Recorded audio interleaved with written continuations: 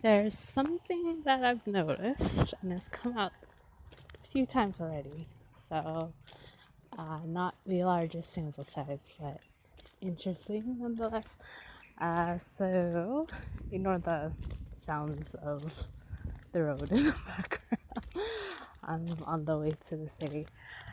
So, one time I was talking with a few of my friends, and we were talking about the word almond, almendras, in the Filipino language coming from Spanish, and how it's pronounced almond in the business industry, or like the entertainment business.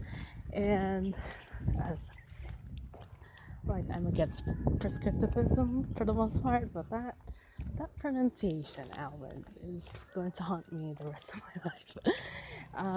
And then when my friend said, "Oh, but English speakers don't pronounce the L sometimes," I'm trying to think of an accent that doesn't pronounce the L and L. Almond. Oh my! I have been infected.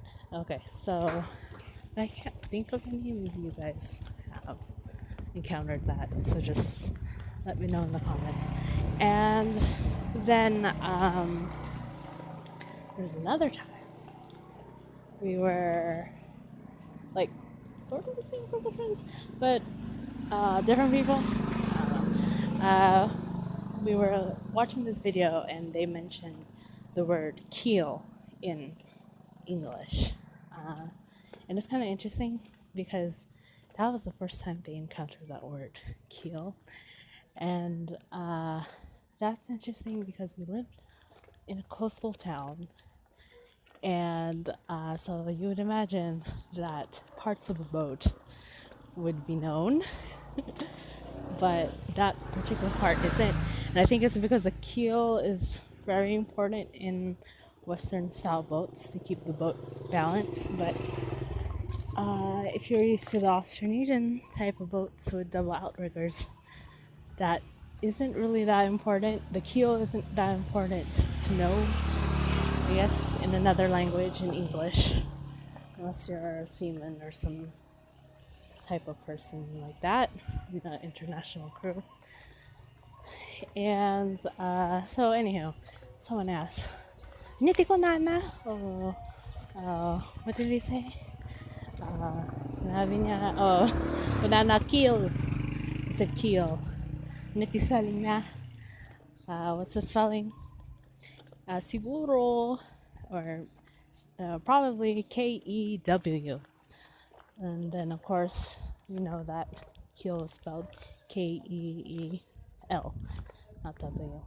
So, where I am at least, people are perceiving the L differently. And I think that's because in English, or native English speakers from like a monolingual English country, they will pronounce the L with less of the tongue touching the palate, and then also a bit more forward, closer to the teeth or at the teeth, in comparison to someone who grew up in the Philippines and learned English later on. And as to why most L final syllables in English are pronounced with the L if one is Filipino. Sorry, I'm out of breath. That's kind of hot. Just love that. Okay. It might just be because of exposure, since English is one of the national languages. People learn English from a very early age, if not in school, then through media, depending on where you are and the social status of the family as well.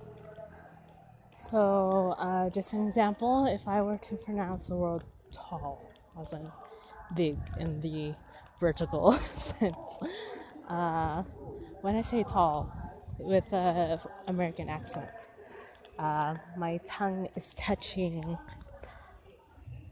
about where my teeth is. Yeah, tip of my teeth. And then, sorry, background noise, I'm passing school. uh, and then if I say it with a Filipino accent, tol. My tongue, the tip of my tongue is touching more the palate. And if we reverse that, if I were to say takal, which you can mean tall in Ilocano, uh, let's see how that's going. Takal, yeah. More of my tongue is touching the palate. But if I say it with an American accent, dakal, I'm touching the tip of my teeth. So that's what I think is happening. And why specifically maybe Ilocanos might be hearing it differently is because in comparison to Tagalog, I believe we have less of the L's in general. In some places where they have L, we have R. So the word for moringa in Ilocano is barungay, whereas in uh, Tagalog it's malunggay. In and our word for squash, borrowed from Spanish, calabasa, also in Tagalog is calabasa, but in Ilocano it's carabasa. So I think Maori also does that sometimes with borrowed words, putting R's where it was original L. But yeah, so I think that's what's going on. Why Ilocanos, or maybe Filipinos in general, don't hear the L in the final part, in the final position of the syllable. It'd be kind of nice survey or even a survey or study to do to see if there's a difference in perception between Ilocanos and Tagalogs when it comes to the final L.